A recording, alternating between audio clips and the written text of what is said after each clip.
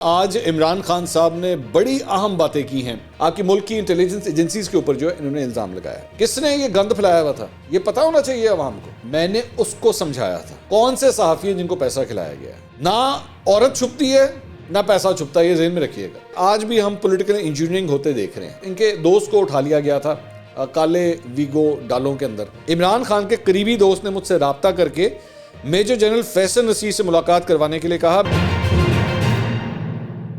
السلام علیکم ناظرین، میں ہوں منصور علی خان. اپنے ڈیجیٹل چینل کے اوپر آپ کو خوش آمدید کہوں گا. ناظرین، آج عمران خان صاحب نے بڑی اہم باتیں کی ہیں.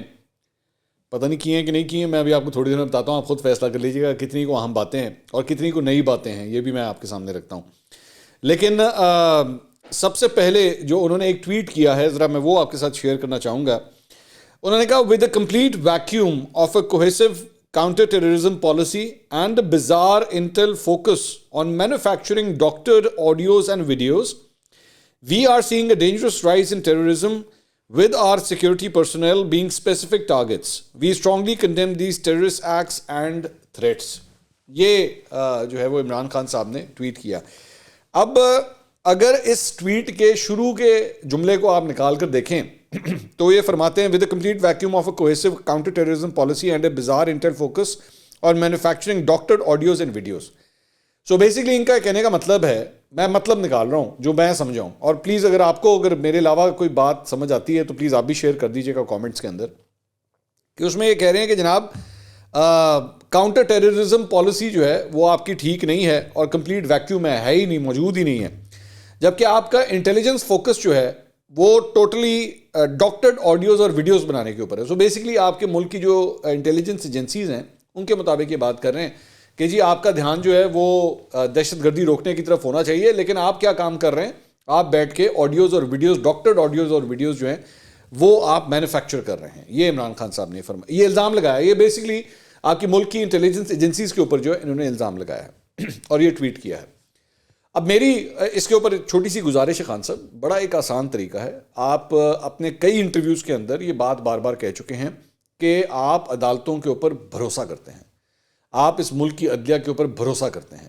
آپ کو جب آپ کے خلاف توہین عدالت کا کیس چل رہا تھا تو پھر آپ کے حق میں ایک فیصلہ بھی آیا وہاں پہ، جس میں جسٹس بابر ستار بھی شامل تھے، جس میں اطہر من اللہ صاحب بھی اس کے اندر شامل تھے. تو بڑا آسان طریقہ ہے خان صاحب، یہ اگر ہماری انٹیلیجنس ایجنسیاں یہ سب کچھ کر رہی ہیں، عدالت میں جائیں ان کے خلاف، جا کے کہیں کہ جناب یہ آڈیوز اور ویڈیوز جو بھی آ رہی ہیں، ویڈیو تو پتہ نہیں کوئی نہیں آئی، آپ نے اس میں ویڈیو کیوں لکھ دیا کہ ڈاکٹر ویڈیو بھی کوئی ہے؟ مجھے تو نہیں پتا کہ کوئی ویڈیو بھی ہے، آپ کو شاید پتا ہو اس بات کا. لیکن آڈیوز کے بارے میں اگر آپ نے کہا ہے تو جا کے آپ کورٹ آف لا کا دروازہ کھٹکھٹائیں.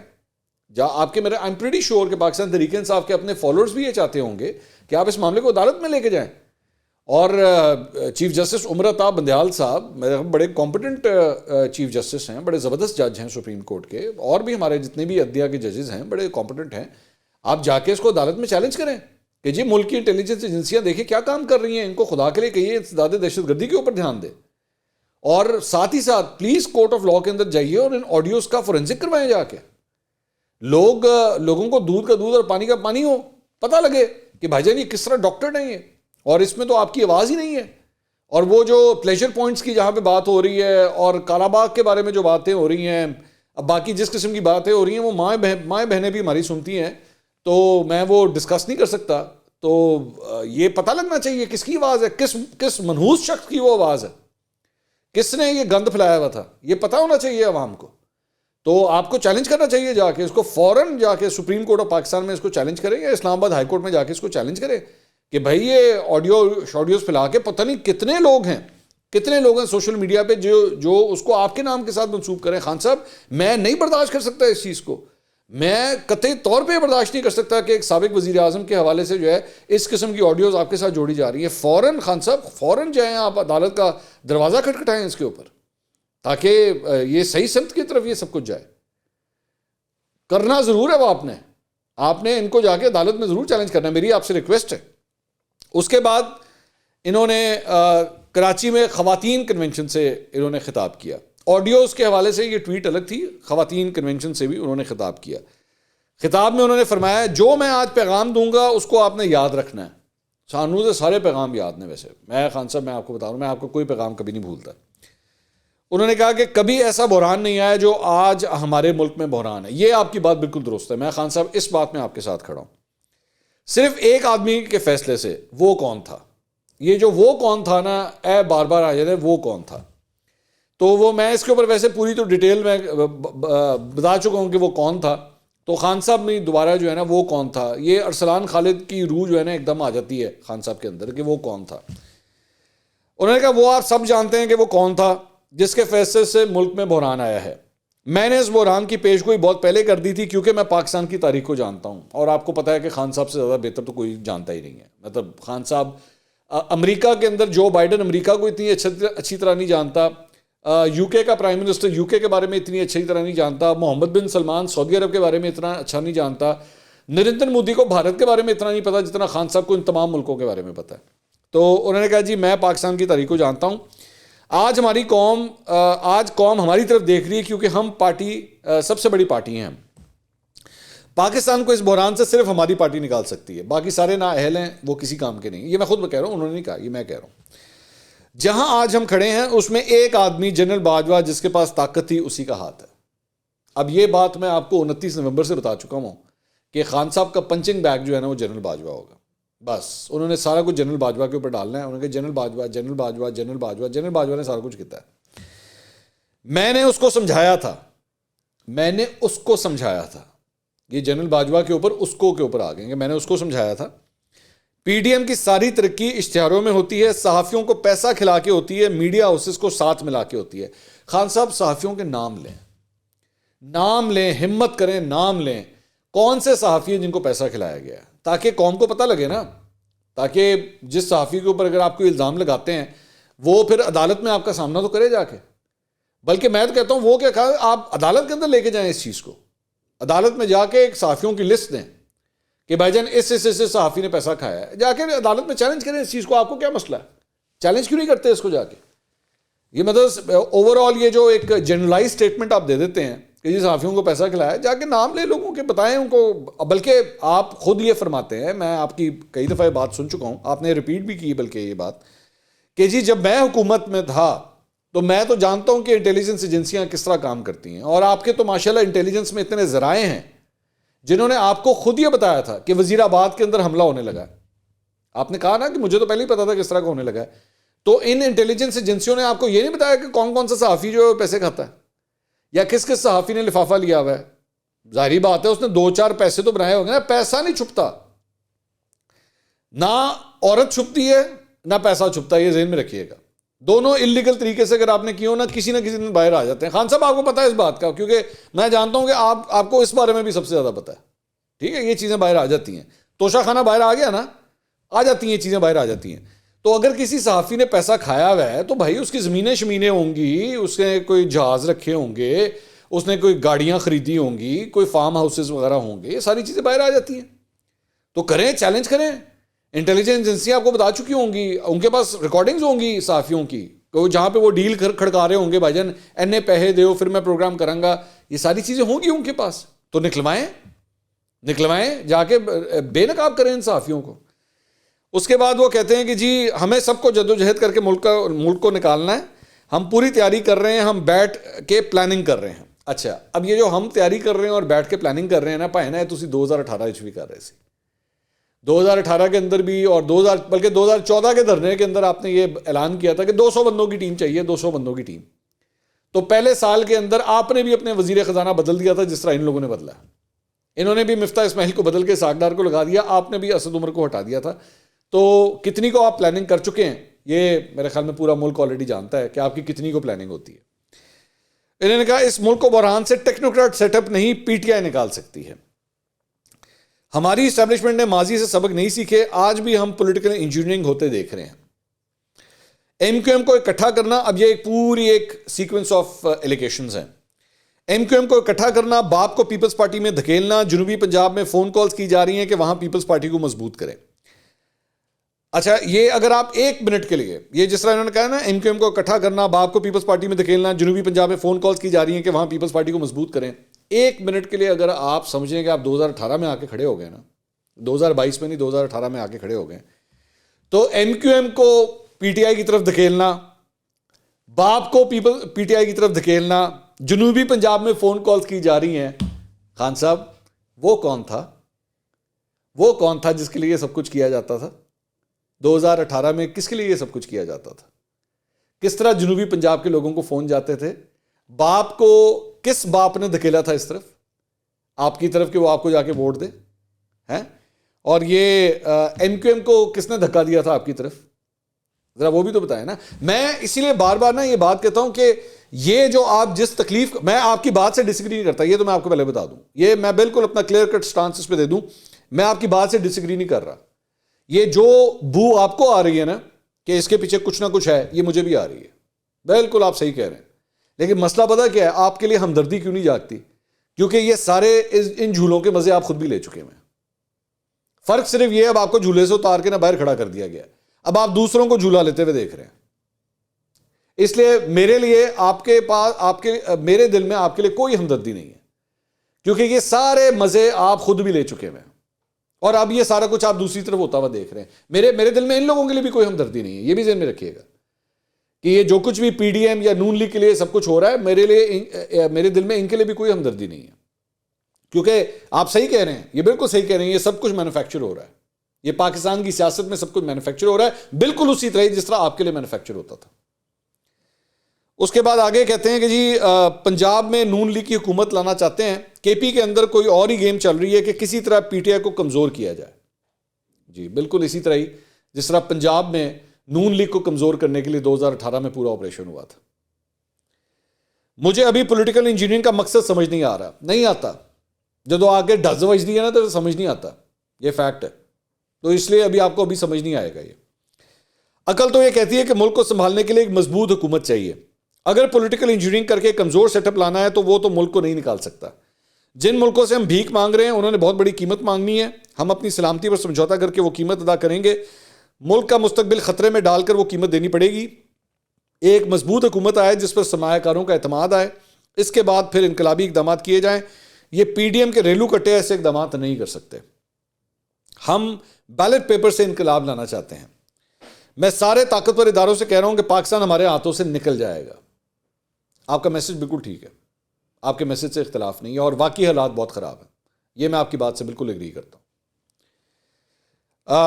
لوگ طاقتور حلقوں کو ان کے ساتھ یعنی کہ پی ڈی ایم کے ساتھ کھڑا دیکھ کر مایوس ہو گئے ہیں. یہ امپورٹڈ حکومت ایک ایجنڈے پر آئی ہے. ہم کسی سے مدد نہیں مانگ رہے, ہم صرف اس ملک میں جمہوریت چاہتے ہیں.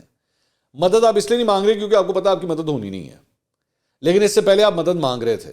جب تک یہ نئے آرمی چیف نہیں آئے تھے نا, اس سے پہلے آپ پوری طرح مدد مانگ رہے تھے, بلکہ آپ کھل کے یہ کہتے تھے کہ جناب آپ نیوٹرل نہیں ہو سکتے. آپ یہ کھل کے مدد مانگتے تھے, لیکن اب آپ کو پتا ہے کہ مدد ہونی نہیں ہے, ہو نہیں سکتی مدد.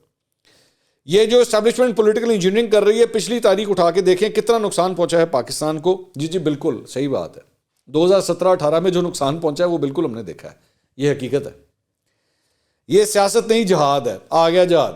ایک تو قاسم سوری جڑی چھلانگ مارتا ہے نا ویچ 2 منٹ کے بعد, یہ جہاد ہے. انہوں نے جہاد بنا دیا. 1 منٹ لگاتے ہیں اس کو, اسلامک ٹچ دیتے ہیں. یہ ہمیں ضمنی انتخابات خواتین نے جتوائے ہیں. تو یہ جناب ان کا کل جو خطاب تھا عمران خان صاحب کا وہ یہ تھا. اچھا جی, اس کے علاوہ مونس الہی صاحب جو ہیں ان کے بارے میں ایک اور ان کے دوست کو اٹھا لیا گیا تھا کالے ویگو ڈالوں کے اندر. تو شہزاد اقبال نے ایکچولی اپنے پروگرام میں کہا ہے کہ جی مونس الہی سے جب ان کے دوست کی خبر کے حوالے سے رابطہ کیا گیا تو انہوں نے کچھ مزید انکشافات کیے ہیں, اور انہوں نے کہا ہے کہ دوست کو اٹھانے کے علاوہ والدہ, اہلیہ, بھائی اور بھابھی کو نو فلائی لسٹ کے اوپر جو ہے وہ ڈال دیا گیا ہے. لگتا ہے کہ اگلی باری میری اور میرے والد کی ہوگی. اب مونس الہی تو آلریڈی پاکستان سے باہر ہیں, وہ تو پاکستان میں ہے ہی نہیں. والد صاحب البتہ یہاں پہ موجود ہیں. انہوں نے کہا یہ سب اس لیے کیا جا رہا ہے تاکہ ہم پی ڈی ایم کا ساتھ دیں. ایف آئی اے میں اتنی صلاحیت نہیں کہ خود سے یہ سب کر سکے. تو مونس صاحب بتائیں نا پھر کون کر رہا ہے. لیکن ایک دفعہ یہ بتانے سے پہلے ذرا والد صاحب کو کال کر لیجیے گا کہ ان کی طرف سے آپ کو اجازت ہے بتانے کی کہ کون کر رہا ہے. یہ ذرا ایک دفعہ چیک کر لیجیے گا ایک دفعہ, کیونکہ اس عمر میں مشکل یہ ہے کہ پرویز الہی صاحب انقلابی بن جائیں. مشکل ہی لگتا ہے مجھے. آپ شاید بن جائیں, والد صاحب شاید نہ ہی بنے. اچھا جی, اس کے علاوہ علیم خان ان کا جو ہے ایک بیان سامنے آیا ہے, اور آپ پچھلے کل سے یہ ایکچولی خبر چل رہی تھی کہ جناب کوئی پنجاب کے اندر جو ہے وہ نئی پارٹی بن رہی ہے. تو علیم خان نے اس سلسلے میں بیان دیا ہے. انہوں نے کہا ہے جی نئی سیاسی جماعت کے قیام میں میری شمولیت سے متعلق خبروں میں کوئی صداقت نہیں ہے. چودھری سرور اور جہانگیر ترین سے اچھے تعلقات ہیں لیکن میرا سیاست کرنے کا کوئی ارادہ نہیں ہے. تو علیم خان نے بھی اس بات کو ڈینائی کر دیا. البتہ ہم نے کل آپ کو چودھری سرور کے بارے میں بھی یہ بات بتائی تھی کہ ان کا بھی کسی نئی جماعت سے جو ہے وہ کوئی تعلق واسطہ فی الحال نہیں ہے. پیپلز پارٹی کی طرف البتہ جھکاؤ ضرور ہے. اور جیو نے ایکچولی آج یہ پھر خبر دے بھی تھی جو ہم آپ کو آلریڈی کل دے چکے ہوئے تھے کہ اس طرف سے پیشکش آئی ہوئی ہے, پیپلز پارٹی سے پیشکش آئی ہوئی ہے چودھری سرور کے لیے. اس کے اوپر ابھی وہ سوچ رہے ہیں, ابھی انہوں نے فیصلہ نہیں کیا. 2-3 دن میں اس سلسلے میں نے آپ کو بتایا تھا ہم نے کبوتر چھوڑے ہوئے ہیں, وہ کبوتر آپ کو بدھ والے دن تک خبر لا کے دے دیں گے. آپ کو دن بھی بتا دیا, بدھ کی شام کو آپ کو اس پوری صورتحال کے اوپر جو ہے نا ہمارے کبوتر ساری خبریں لے آئیں گے, آپ کو ہم بتا دیں گے. 2 دن ابھی آپ مزید ویٹ کیجئے. اچھا جی, اس کے علاوہ ایک اور خبر جو ہے وہ حامد میر صاحب تشریف لے کر آئے تھے کل سلیم صافی صاحب کے پروگرام کے اندر, اور انہوں نے عمران خان صاحب کے حوالے سے کچھ نئی چیزیں بتائی ہیں جو میں آپ کے ساتھ شیئر کرنا چاہوں گا. انہوں نے کہا کہ عمران بیسکلی ایشو کیا تھا کہ سلیم صافی صاحب نے حامد میر صاحب اور وقار ستی ان دونوں کو بلایا ہوا تھا اپنے پروگرام میں, کیونکہ ان دونوں کے اوپر الزامات لگائے گئے عمران خان صاحب کی جانب سے کہ جی یہ لوگ جو ہیں انہوں نے وہ جو ملزم نوید تھا اس کی ویڈیو جو ہے وہ ریلیز کی اور سوشل میڈیا کے اوپر ڈالی. تو اس پہ انہوں نے حامد میر صاحب نے کہا جی عمران خان پر حملے کے بعد ہی مجھے ملزم نوید کی ویڈیو ملی تھی مگر اس وقت وہ پلے نہیں ہوئی تھی جب ویڈیو ان کو ملی. انہوں نے کہا تھوڑی دیر بعد میں نے دیکھا تو جیو پر ملزم نوید کا اقبالی بیان جو ہے وہ چل رہا تھا. میں نے ملزم نوید کے اقبالی بیان کی ویڈیو کو شیئر کرتے ہوئے عمران خان پر حملے کی مذمت بھی ساتھ کی تھی کہ یہ غلط ہوا ہے جو کچھ ہوا ہے. انہوں نے کہا کہ عمران خان نے ملزم نوید کی ویڈیو شیئر کرنے کو میرا جرم بنا دیا, حالانکہ کچھ دن پہلے عمران خان میرا شکریہ ادا کر رہے تھے. میں ویسے حامد میر صاحب مطلب آپ یہ کیا گلا کر رہے ہیں, کوئی گلا ہے کرنے والا؟ اور اگلے نے جنرل باجوہ نے نہیں چھڑیا تو تسی کی شے ہے. مطلب انہوں نے تو جنرل باجوہ کو نہیں چھوڑا جو دن رات تعریفیں کر نہیں تھکتے تھے ان کی کہ جناب اس سے زیادہ جمہوری پسند جنرل کوئی نہیں ہے اور اتنا زبردست کام کیا ہے انہوں نے آرمی چیف ہوتے ہوئے. اور مطلب اب آج کل حال دیکھیں کیا ہو رہا ہے. تو اب آپ اور میں ہم لوگ کس کھاتے میں آتے ہیں خدا کے لیے, کیا ہو گیا آپ کو؟ اچھا, انہوں نے کہا کہ جی عمران خان نے واقعے سے کچھ دن پہلے مجھے بنی گالہ بلایا جہاں انہوں نے شہباز گل کے معاملے پر سٹینڈ لینے پر میرا شکریہ ادا کیا. میں نے عمران خان سے کہا کہ آپ کے دور میں مطیع اللہ جان, ابصار عالم اور اسد طور کے واقعات ہوئے, اس کی بھی میں نے مذمت کی تھی. تو انہوں نے کہا مجھے اس وقت بہت غصہ آیا جب عمران خان نے بڑے تجاہل عارفانہ طریقے سے مجھ سے پوچھا کہ ابصار عالم کو کیا ہوا تھا. تو انہوں نے کہا کہ میں نے اس ملاقات پر واشنگٹن پوسٹ میں کالم لکھ دیا کہ عمران خان کو ابصار عالم کو گولی لگنے کا پتہ ہی نہیں تھا. میں حیران تھا کہ میں نے تو ویڈیو بہت بعد میں شیئر کی تھی, پھر عمران خان میرا نام کیوں لے رہے ہیں. کچھ ایسے حالات واقعات ہوئے کہ مجھے سمجھ آ گئی کہ ایسا کیا ہوا ہے. عمران خان کے قریبی دوست نے مجھ سے رابطہ کر کے میجر جنرل فیصل نصیر سے ملاقات کروانے کے لیے کہا. میں نے اس سے کہا کہ نہ میں جنرل فیصل نصیر کو جانتا ہوں نہ میرا ان سے رابطہ ہے. اب یہ عمران خان صاحب کے کون سے دوست ہیں جنہوں نے حامد میر صاحب سے رابطہ کر کے درخواست کی کہ جناب میری ملاقات کروا دیں فیصل نصیر صاحب سے؟ یہ وہی فیصل نصیر صاحب ہیں جن کو یہ ڈرٹی ہیری کہا کرتے تھے. تو وہ ڈرٹی ہیری کہنا ویسے اب انہوں نے چھوڑ دیا, اب وہ ڈرٹی ہیری نہیں کہتے انہیں. تو انہوں نے کہا کہ اس نے کہا کہ یہ کیسے ہو سکتا ہے, جب انہوں نے کہا نا کہ میں نہیں جانتا فیصل نصیر کو, تو انہوں نے کہا یہ کیسے ہو سکتا ہے. میں نے کہا کہ تم نے میرا نام دلوا دیا ہے مگر میرا ان سے کوئی رابطہ نہیں ہے. اس نے عمران خان صاحب کے دوست نے اصرار کیا کہ آپ ہمارا رابطہ کروا دیں. میں نے کہا کہ میرے ذریعے رابطہ کیوں کرتے ہو, میں تو جیو ٹی وی میں ہوں, کل تم میرا سکینڈل بنا دو گے. یہ بھی ہو سکتا ہے کہ تم سٹنگ آپریشن کر رہے ہو. میرے انکار پر وہ صاحب ناراض ہو گئے. تو میں ویسے کیلکولیٹ کر رہا تھا کہ کون صاحب ہو سکتے ہیں, مطلب یہ کون سے عمران خان صاحب کے دوست ہوں گے جنہوں نے حامد میر صاحب کو یہ کہا ہو.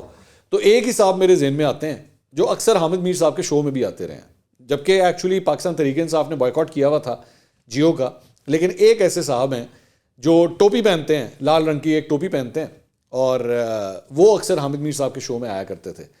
تو اور گٹار گٹور بھی بڑا زبردست بجاتے ہیں. تو میرا ویسے شک اس طرف جا رہا ہے, مجھے نہیں پتا ہے کیونکہ حامد میر صاحب نے نام نہیں لیا تو میں بھی نہیں لینا, لیکن میرا جو شک ہے وہ اسی طرف جا رہا ہے کہ کیونکہ یہ جو فیصل نصیر صاحب ہیں ان سے پھر الٹیمیٹلی ملاقات بھی انہی کی ہوئی تھی. ایٹ ڈے تسی بھولے نہیں, تسی پیسے پہنچ گئے, مجھے پتا ہے تسی پہنچ گئے ہوگے کہ میں کدی گل کرنا پہ. بہرحال چلیں ہم بھی اس کو اشاروں کنایوں کے اندر ہی رکھتے ہیں, مزید اس پہ بات نہیں کرتے. اگلی ویڈیو میں دوبارہ ملاقات ہوگی. اللہ حافظ.